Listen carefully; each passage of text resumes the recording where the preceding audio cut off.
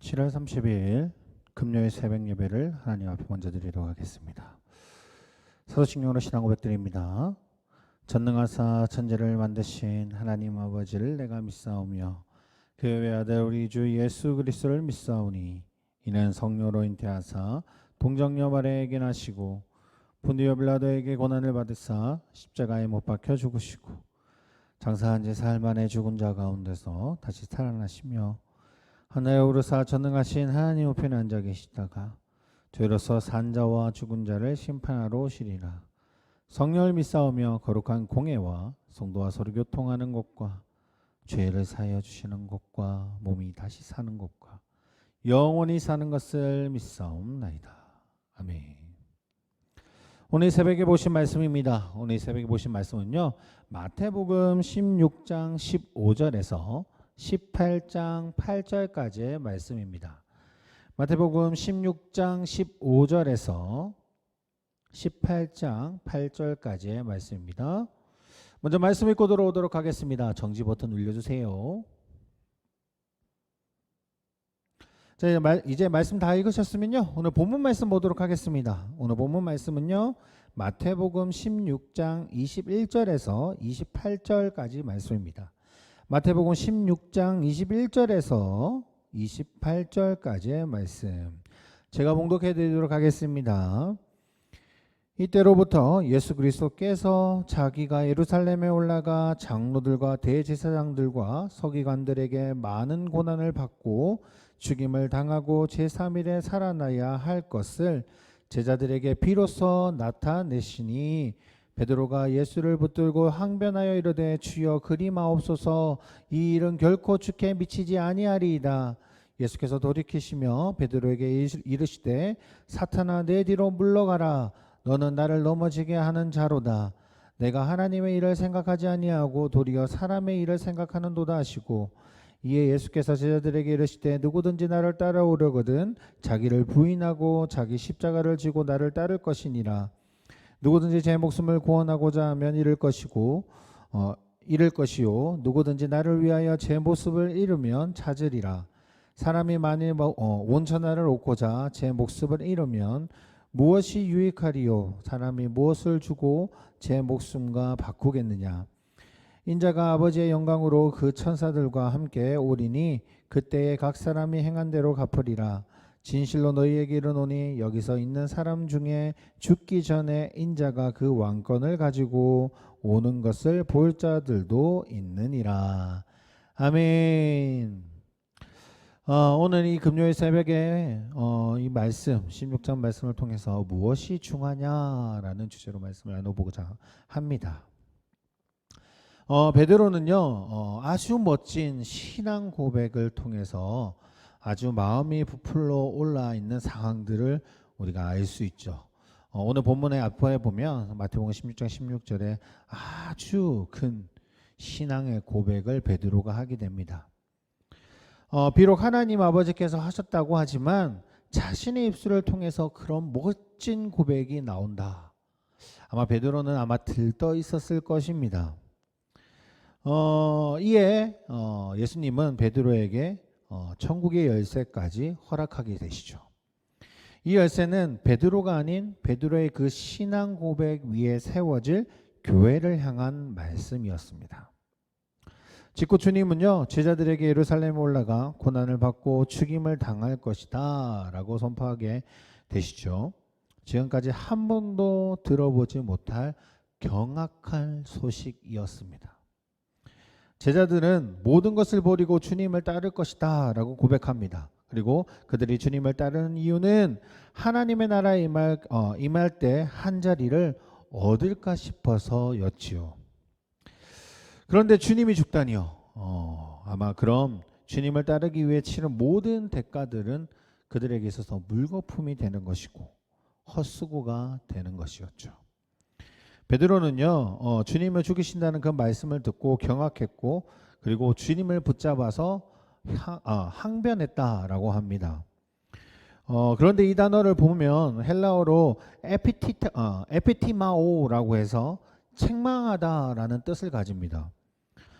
이 책망하다라는 뜻을 가지고 이제 베드로의 이야기를 좀 살펴보면 베드로는 예수님을 강하게 붙잡아서 절대 그러면 안 된다라고 야단치는 듯하게 했다라는 겁니다.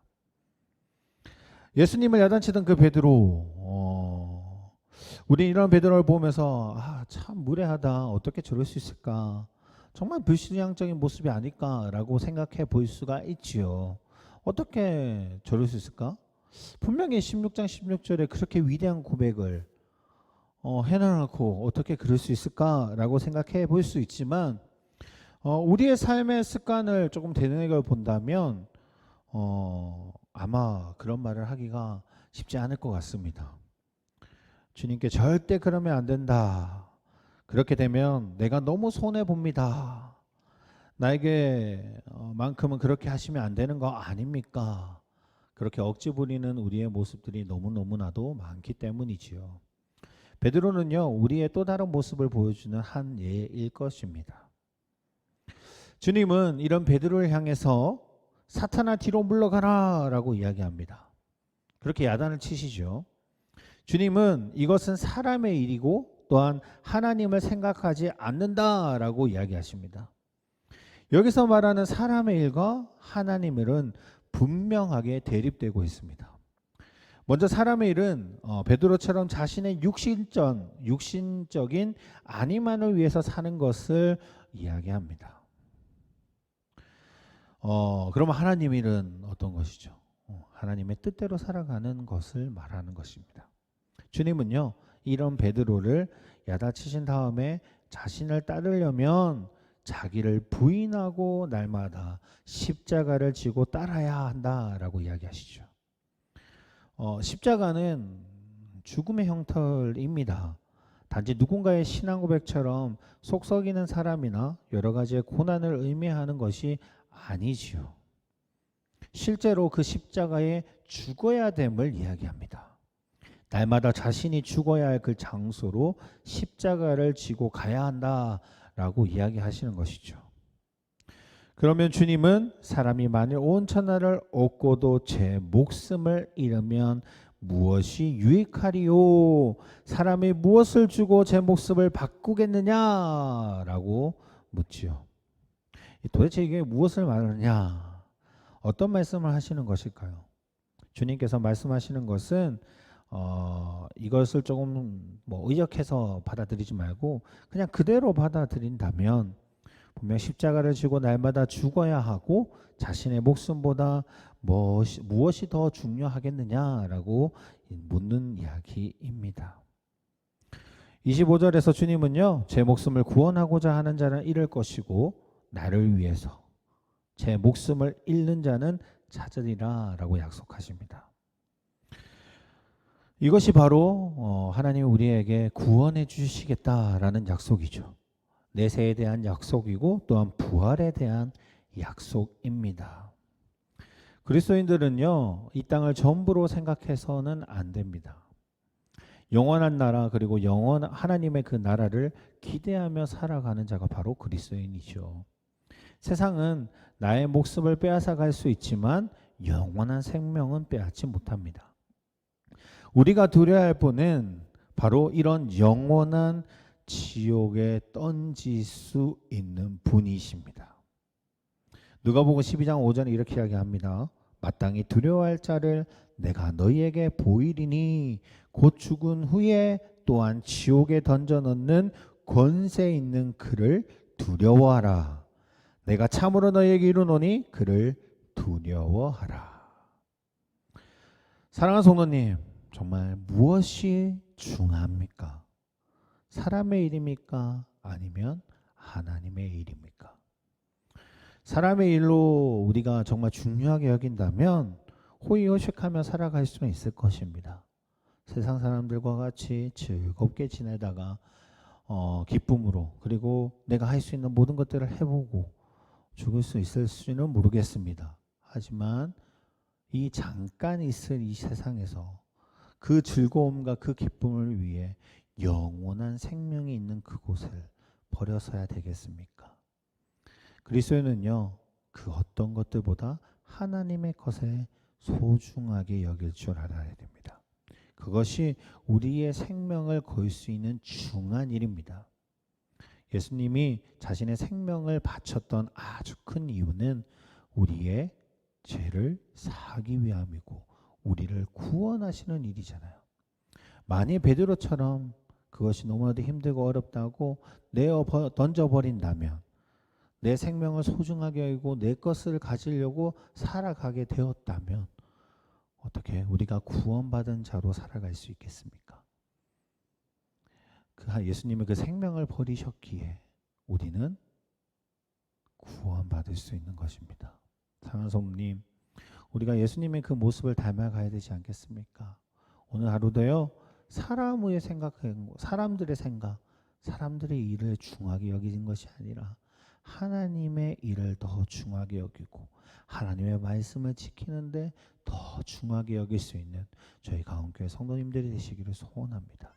그러면 영원한 생명을 허락하신다라는 그 사실을 꼭 기억하시면서 힘들고 어려울 때에 하나님이 주시는 그 천국의 기쁨을 누릴 수 있는 오늘 하루가 되시기를 소원합니다. 기도하겠습니다.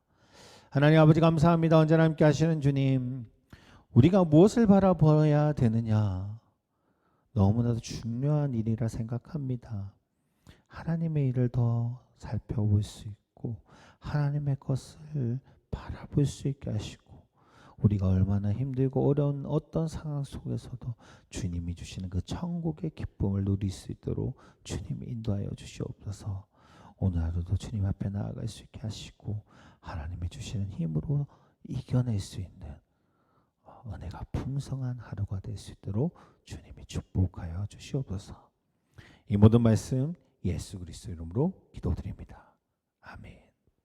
하늘에 계신 우리 아버지여, 이름이 거룩히 여김을 받으시오며 나라의 마옵시오며 뜻이 하늘에서 이룬 것 같이 땅에서도 이루어지리다.